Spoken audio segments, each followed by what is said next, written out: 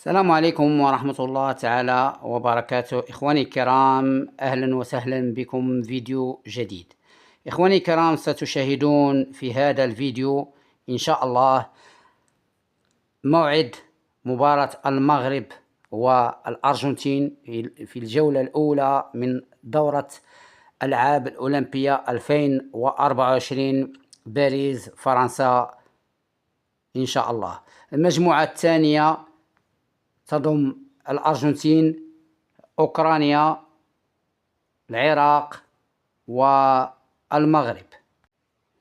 وأتمنى حظ سعيد للمنتخب الوطني إن شاء الله.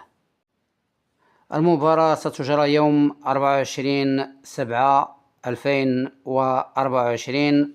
التوقيت المباراة على الساعة 1 زوالا بتوقيت غرينتش، وعلى الساعة 2 زوالا بتوقيت المملكة المغربية. حظ سعيد للمنتخب الوطني إن شاء الله.